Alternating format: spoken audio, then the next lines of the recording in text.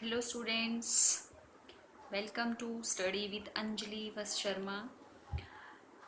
Today we start our next chapter, two stories about flying. There are two stories in this chapter. First is his first flight and the second is Black Aeroplane. Today we read first story, his first flight. This story is about a young seagull who how he conquer his fear we study in this chapter. Let's continue. The young seagull was alone on his ledge. His two brothers and his sister had already flown away the day before. The young seagull, एक छोटा seagull, seagull एक water animal होता है, एक जैसे एक मुर्गा होता है, इस तरह से दिखने वाला होता है और जो कि काफ़ी ऊंचाई तक उड़ जाता है।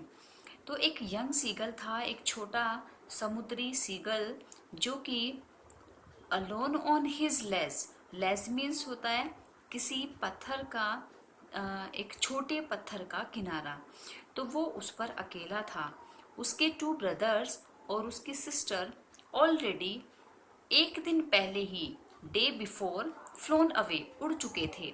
ही had been afraid to fly with them, लेकिन वो उनके साथ उड़ने से डर रहा था। somehow किसी तरह when he had taken a little run forward to the brink of the ledge and attempted to flap his wings, he became afraid. तो किसी तरह से जब उसने taken a little run forward to the brink of the ledge, उस ledge के brink means किनारे से थोड़ा सा आगे बढ़ के उड़ने की कोशिश की, and attempted to flap his wings, और अपने पंखों को फ्लैप मीन्स फड़फड़ाने की कोशिश की, वो डर गया। The great expanse of sea stretch down beneath and it was such a long way down, miles down. वो क्यों डर गया? क्योंकि जब उसने नीचे देखा तो बहुत दूर तक द ग्रेट एक्सपेंस ऑफ सी, समुद्र, दूर दूर तक समुद्र उसको फैला हुआ दिख रहा था, और सच में उसको ये एक लॉन्ग वे लग रहा था। माइल्स डाउन, कई मीलों की दूरी तक उसे ऐसा लग रहा था कि वो फैला हुआ है। He felt certain that his wings would never support him, और उसने निश्चित रूप से ये डिटरमाइंड वो हो गया, फेल्ट सर्टेन डिटरमाइंड हो गया कि जो उसके विंग्स हैं वो उसको कभी भी सपोर्ट नहीं करेंगे।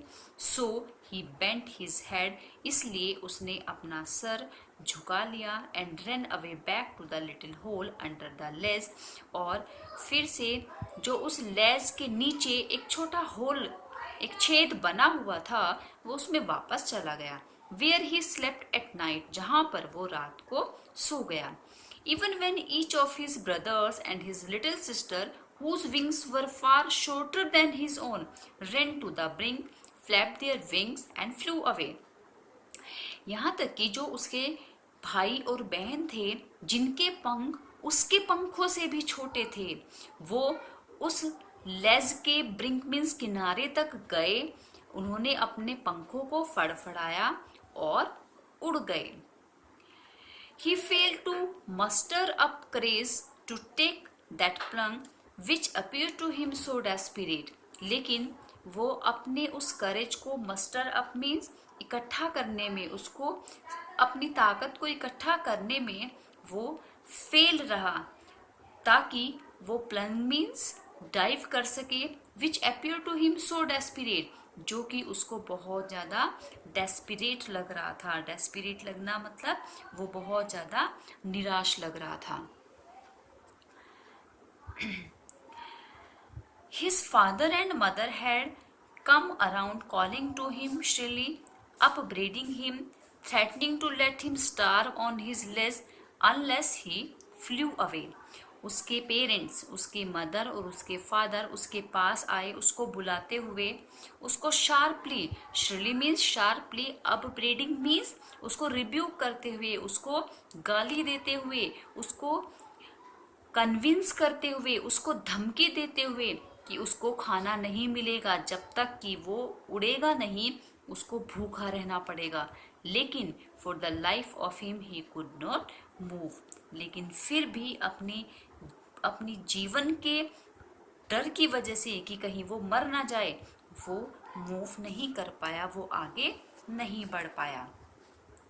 That was 20 hours ago. Since then nobody had come near him. तो ये लगभग 24 घंटे बीत चुके थे जब उसके पास कोई भी नहीं आया था। द डे बिफोर, एक दिन पहले, ऑल डे लॉन्ग, पूरे दिन, he had watched his parents flying about with his brothers and sister. वो अपने पेरेंट्स को अपने भाई और अपनी बहन के साथ इधर उधर फ्लाई करते हुए, उड़ते हुए देख रहा था।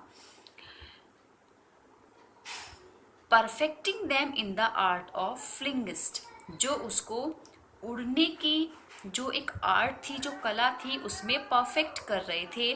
Teaching them how to skim the waves and how to dive for fish, जो उसको सिखा रहे थे कि किस तरह से जो वेव्स हैं उनको स्किम करते हुए, छूते हुए बचकर निकल जाना है, और कैसे फिश पकड़ने के लिए पानी में डाइव करना है। He had in fact seen his older brother catch his first herring and devour it.